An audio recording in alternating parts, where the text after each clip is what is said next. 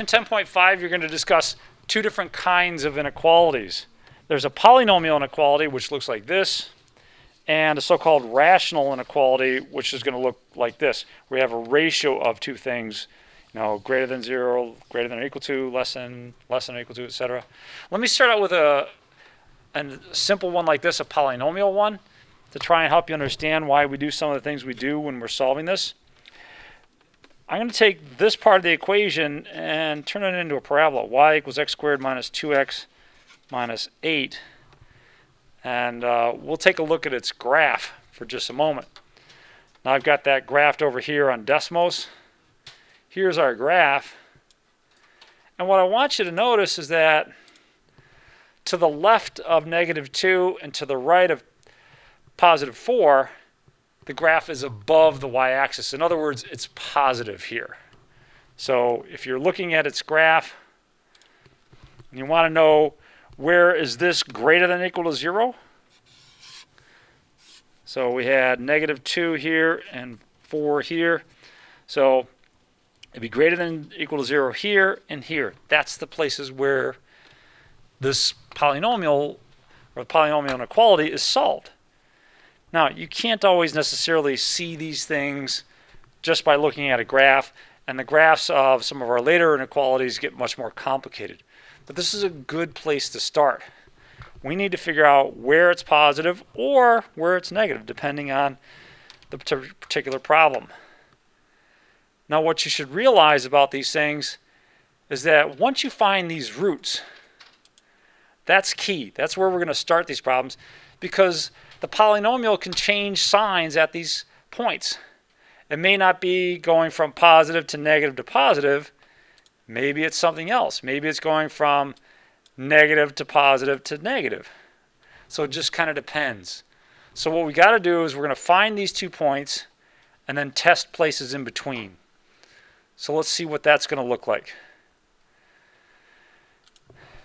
So what you would do first is you'd factor this thing and figure out where does x squared minus 2x minus 8 actually equal 0. And of course, from our graph, we already know this, but let's go through the motions anyways. X minus 4, x plus 2. Where does this actually equal 0? Thank you, 4 and -2. So let's put those numbers on a number line. And the method that I'm suggesting here doesn't really rely on you knowing the picture here or the graph. I'm just going to put those two numbers there, -2 and 4. And now your solution to this inequality is going to be one or two of these intervals. It's going to be -infinity to -2, or -2 to 4, or 4 to infinity. We just got to decide, where is this inequality true? What values of x can I put in here to make this thing true? So the way we'll figure that out is we'll test points. We're going to pick a test point in each of these intervals. So can someone give me a test point to the left of -3? Or not? All right, I guess I kind of screwed that one up. To the left of -2, -3 would work. How about something between -2 and 4? 0? All right. And then to the right of 4. 5 will work. All right. So I want to test these in this expression, in this thing right here, and see what happens. Is it positive or is it negative? Now I've already got that equation plugged into my calculator.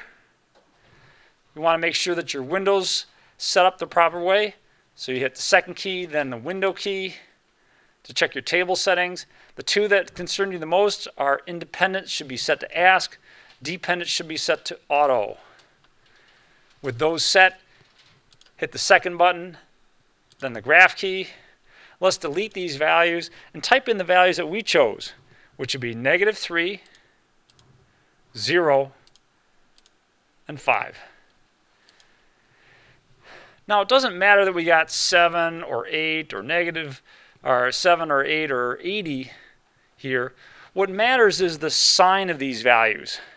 And the sign of those values that I'm getting is positive, negative, positive. That's the part that I want to key in on. So the test turned out like this: positive, negative, positive. And so you have to decide, well, which of these intervals do I want? Well, I want to know where this is greater than or equal to 0. So that'd be this one and this one. One kind of side benefit about this type of setup, doing it on the graphing calculator, is that if you're not sure, can I use the endpoint? Let's plug it in. So let's plug in, say, -2. When I plug in -2, I get 0. Well, let's go back and look at this. Would 0 be greater than or equal to 0? Well, it's the equal to part, right? So I can actually use the -2.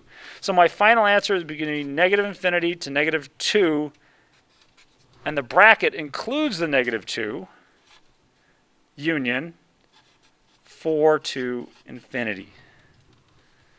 Now, this might feel like a lot of work for something that it looks like we could have just read off of the chart, right? It looks like positive, negative, positive. The problem is some of these get harder. You can't necessarily just read them off of the graph. So you're going to want to be able to do things by testing points. So let's try a different one where it's not quite so clear how you can just read this off. And that second one would be something like this. This is a rational inequality. A lot of this is going to be the same as what we did a moment ago, except a little bit at the start. Once you get 0 on one side and one expression on the other side, then what you're going to do is set the numerator equal to 0, x squared plus x minus 2 equals 0, and set the denominator equal to 0. I'll start here. I'll do x equal 4, and then this should factor. Now I make sure to give you ones that factor on the exam. On WebAssign, I hope not, but I think there's one that might require the quadratic formula. Anyways, how does this factor? Zach? 1. No, -1, 2. There you go. -1 and 2. So that gives us two solutions. So we got -2, 1, and 4. And let me put those solutions here on the number line. -2, 1, and 4. This creates a bunch of intervals. So let's see. That'd be -infinity to -2, -2 to 1, 1 to 4, and 4 to infinity. I need test points in each of these intervals. So let's think. What would be a test point in this interval that I could use?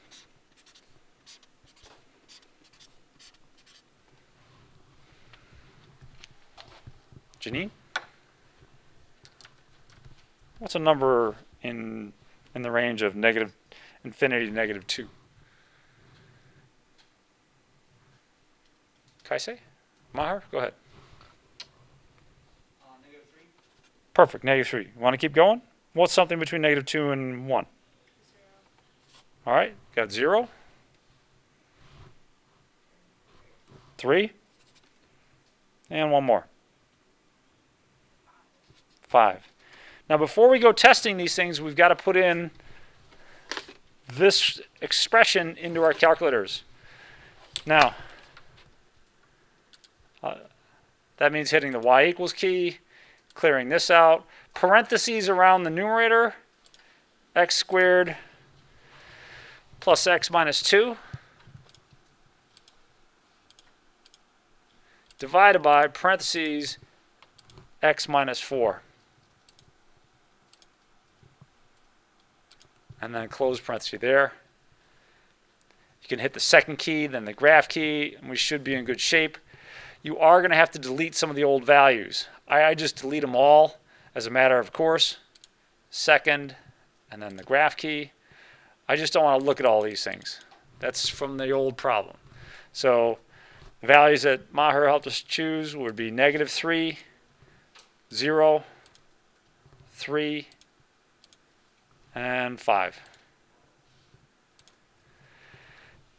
Now the relevant information for us is not that I got -0.571, it's just that I got a negative number, followed by a positive, and then a negative, and then a positive. They alternated. So it would look like this. Negative, positive, negative, positive. For those of you who don't have a graphing calculator at home and haven't taken time to download the app, that's why I put this link here in Desmos, or to a Desmos page for you. What you can do is edit this. And let's put in our function, x, and if you're having trouble with the squares or stuff like that, there you go. Hit the little keyboard icon, x squared plus x minus 2, and then I want all of that, so let me just highlight that, and then hit the division key, divided by x minus 4. So I typed that in, but the way I set things up for you here now is that you can type in your own values, just like we did. -3. Then what else? 0. Then what else? 3. And then, oh, they probably wanted to put in a 6. I wanted a 5. But I get the same thing either way. Negative, positive, negative. So if you don't have a graphing calculator, here's a little workaround for you. Now, which ones do we want in terms of our answer for this stuff? Do I want the negative intervals or the positive intervals? Look back up here. Is this true when this is positive or negative? Which one of them is going to be correct in this case? Now, is this going to be true when it's positive or negative?